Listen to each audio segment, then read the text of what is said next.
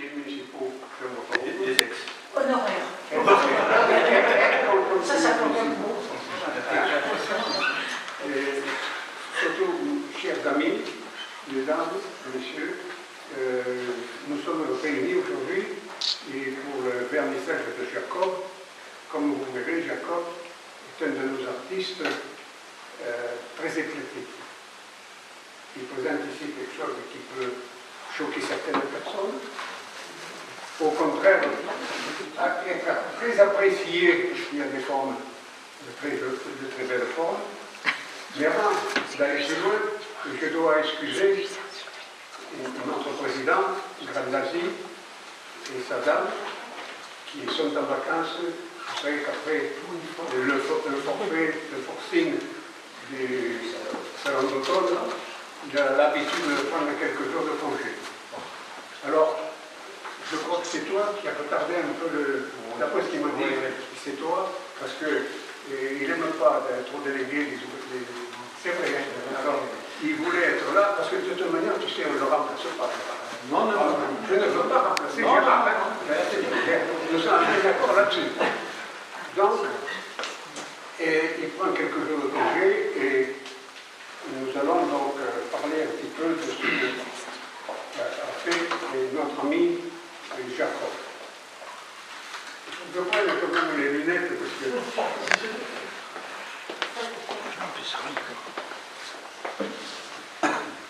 Jacob est hollandais. Je crois que tout le monde le sait. Donc, il était hollandais, mais ce que peut-être tout le monde ne sait pas, c'est que c'est un ancien, je devrais dire, un ingénieur de formation. Ingénieur de formation dans les techniques électroniques particulières.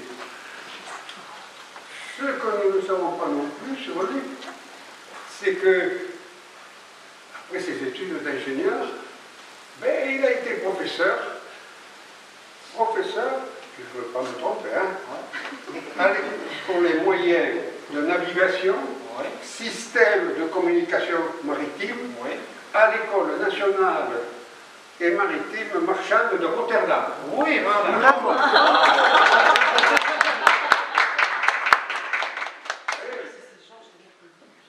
Ça, c'est quand même quelque chose, hein?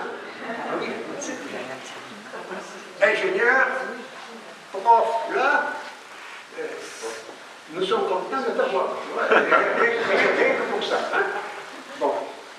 Alors ensuite, dans les années 80,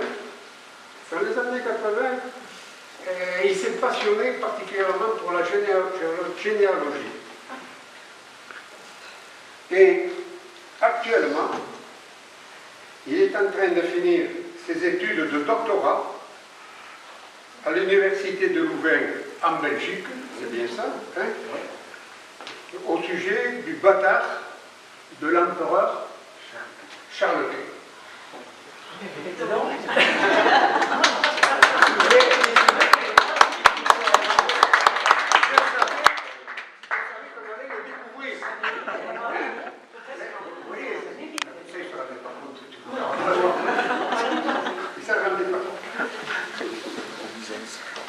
Mais Jacob aussi a fait, on peut dire, toute sa vie de la musique. D'ailleurs, aussitôt qu'il y a une manifestation, n'est-ce pas? Ben oui, pour la fête de la musique. Pour la fête de la musique. La première année, il a été incontournable dès la première année. Et même très incontournable quand on passe sur les allées du Ravelin, lorsque nos amis font un très bon apéritif avec un Bordeaux ou quelque chose comme cela, hein? N'est-ce pas? La famille Bayard Cacheta, et nous avons la musique, donc tu es là, présent en tant que musicien. Mais à ce moment-là, j'ouvre une parenthèse, parce que il y a toujours à côté de toi un petit 50%, non, 50%, tu as pas là, comme tu vois. Et oui, il y y a Edith. Edith, et oui, Edith participe à toutes tes activités, on va dire. D'ailleurs,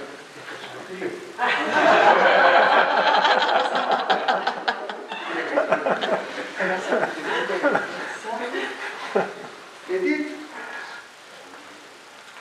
si elle est associée toujours avec toi, ça aussi, je pense que c'est un muse. Hein? Je veux dire. Ça, c'est un muse. Mais c'est une musicienne aussi. Une chanteuse.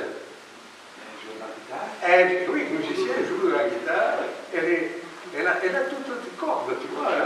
Peut-être pas tout en technique, mais par contre, architecte. Et oui, sur le plan professionnel, il faut savoir que Edith est une architecte.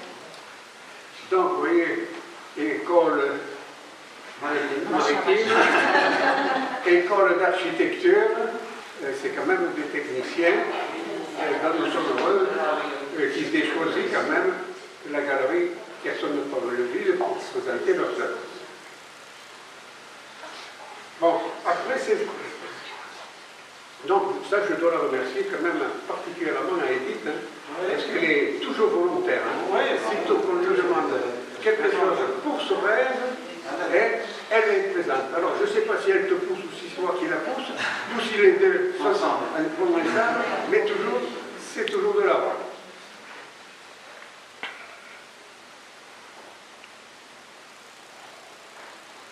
Bon, comme il est quand même passionné de généalogie, ben, il s'est penché sur la généalogie de sa famille. Hein? Et en remontant comme ça le temps, il a trouvé qu'il était d'une grande famille de peintres du XVIe siècle. Hein? De la famille même des Rembrandt et compagnie, n'est-ce pas? Oui, hein? Vous voyez, ça se voit. Vous voyez une autre facette, une autre facette fort intéressante. Hein?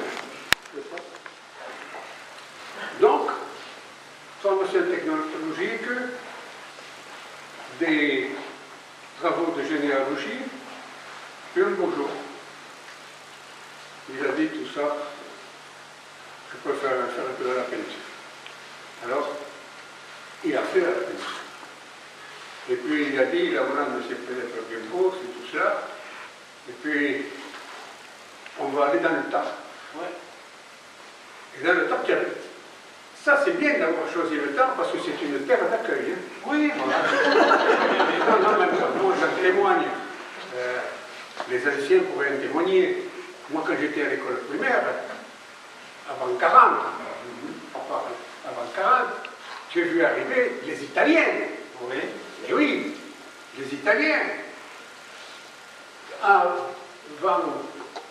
Après les Italiens, nous avons eu les Espagnols, la guerre d'Espagne, tout ça. Il fallait des bras d'ailleurs, parce qu'ils nous ont amené des grands services. Il fallait des bras pour le l'ouragan, la montagne et tout ça. Il n'y avait plus personne.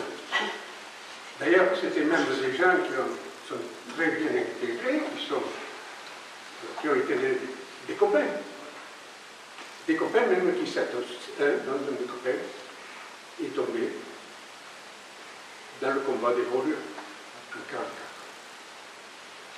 Donc, cette richesse que vous nous apportez, nous la connaissions déjà et nous sommes heureux qu'elle continue avec vous. Merci beaucoup.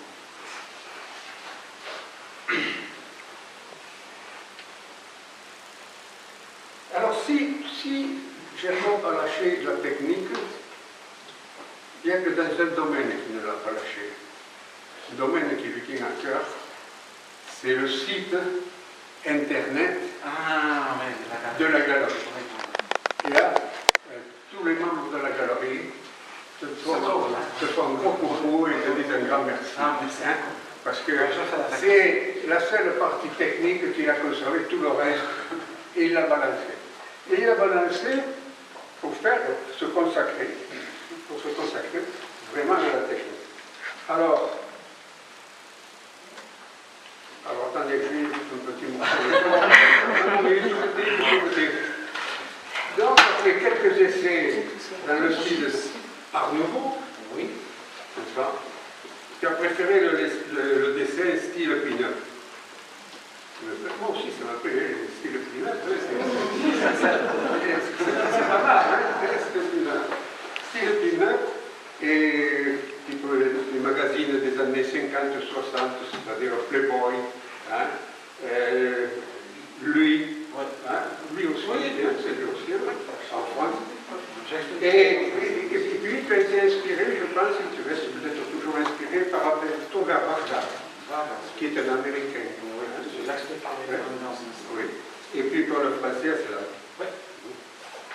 Donc, contrairement à tous les artistes que je viens de citer, ces grands artistes américains et français, lui, Jacob, c'est un véritable artisan. Il n'y a pas besoin d'appareillage, de peinture à l'huile, il n'y a pas besoin d'acrylique, tout cela.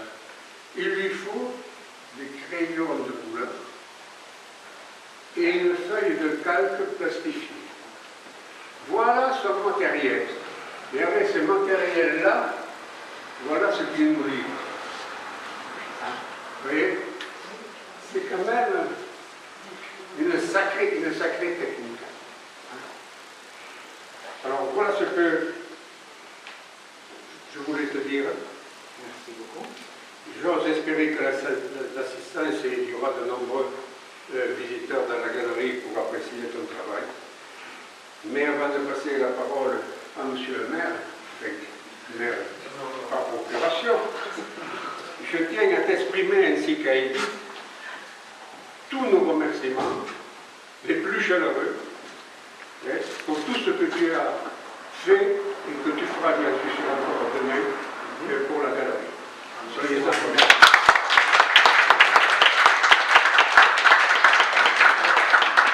Et je les remercier même pour l'opératrice là-bas. Hein.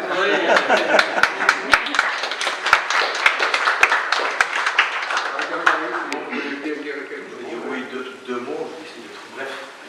Alors, je ne vais pas te remercier de t'accueillir ici dans ce pays, dans cette région, puisque finalement tu es plus ancien que moi.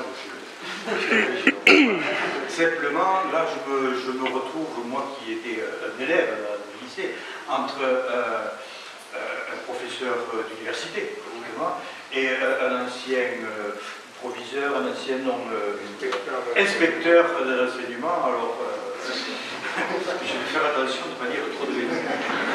Simplement, je voudrais me réjouir que tu aies abandonné la marine. Oui, oui. Et la marine pour te consacrer à la peinture et nous donner quelque chose qui est très agréable à voir et nous donner aussi de cette peinture où sûrement tu t'épanouis et qui te permet d'être pleinement toi-même, c'est-à-dire un garçon charmant, quelqu'un qu'on a plaisir à rencontrer. Ah, merci. Voilà. Merci.